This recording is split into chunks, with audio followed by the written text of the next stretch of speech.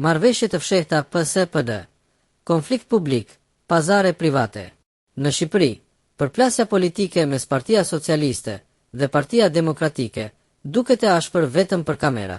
Fjalët janë të forta, akuzat të përditshme, por rezultatet reale janë të njëjta. Asgjë nuk ndryshon. Kjo ngre një pyetje themelore që qytetarët e bëjnë gjithnjë më shpesh. A është konflikti politik real, apo një teatër për publikun, konflikt në ekran, qetësi në prapasken? Në seancat plenare shohim britma, ndërsa jashtë tyre, reformat kyçe kalojnë pa rezistencë reale. Skandalet e mëdha zvariten ose harrohen. Drejtësia prek periferin, jo majën. Kjo sjell dyshimin se marrëveshjet e vërteta nuk bëhen në sallë, por në zyra të mbyllura, kur interesat bashkohen. Ka një vit të përbashkët që PS dhe PD e kalojnë. Oligarkët nuk preken. Koncesionet mbrohen. Ligjet që prekin pushtetin votohet me konsensus. Dosjet e rënda mbeten pa autor politik. Kur vjen puna te interesi i qytetarëve, lufta ndizet.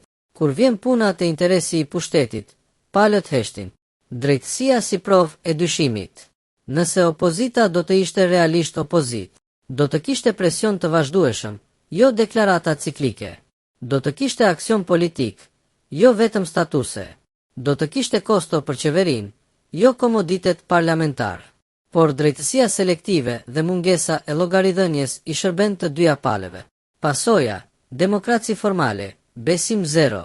Ky model ka prodhuar apati qytetare, mosbesim total në zgjedhje, emigrim masiv, bindjen se janë të gjithë njësoj, dhe kjo është fitoria më e madhe e pazareve të fshehta. Pyetjet që nuk marrin përgjigje. Pse skandalet politike nuk çojnë kurrë në përgjegjësi të larta? Pse ligjet e rrezikshme kalojnë gjithmonë pa bllokim real? Pse opozita zëvendëson veprimin me retorik? Kur këto pyetje mbeten pa përgjigje, dyshimi bëhet bindje. Konkluzion.